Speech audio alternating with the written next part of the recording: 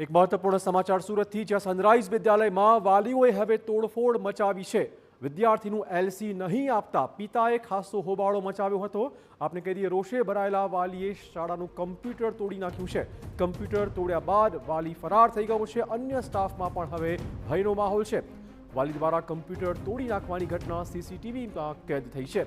વાલી વિરુદ્ધ હાલમાં પોલીસ મથકમાં અરજી કરાતા પોલીસે આ કેસમાં કામગીરી શરૂ કરી છે।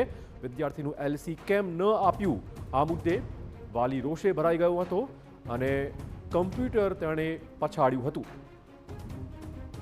આ કૃત્ય કરી વાલી ફરાર થઈ ગયો છે। હાલમાં આ વાલી સામે પોલીસ ફરિયાદ પણ નોંધવામાં આવી હોવાના સમાચાર છે।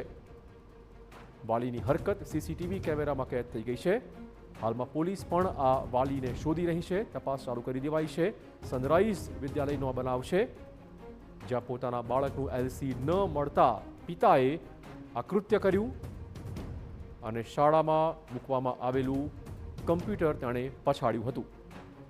હાલમાં વાલી વિરુદ્ધ પોલીસ મથકમાં અરજી કરી દેવાઈ છે અને કામગીરી થઈ રહી છે। જોકે શાળા શા માટે એલસી નહોતી આપતી, આ પણ તપાસનો વિષય છે। વધુ વાત કરવા જોડાશે અમારા સંવાદદાતા બળદેવ। બળદેવ, શું વધુ અપડેટ? જે રીતે સુરતના જે ડિંડોલી વિસ્તારની જે ઘટના સામે આવી રહી છે કે સુરતના ડિંડોલી વિસ્તારમાં આવેલી સનરાઈઝ જે વિદ્યાલય છે તેની અંદર જે વાલી દ્વારા સ્કૂલનું જે કોમ્પ્યુટર છે તે તોડી ફોડી નાખ્યું હતું અને તે ઘટના છે તે આખી સીસીટીવીમાં કેદ થઈ હતી।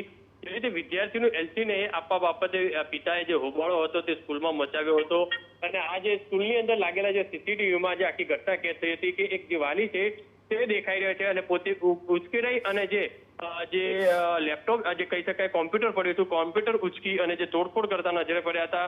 આ સ્કૂલ દ્વારા આજે ડિંડોલી પોલીસ સ્ટેશનની અંદર આ બાબતે અરજી આપી છે અને અરજીના આધારે હાલમાં પોલીસે તપાસ શરૂ કરી છે।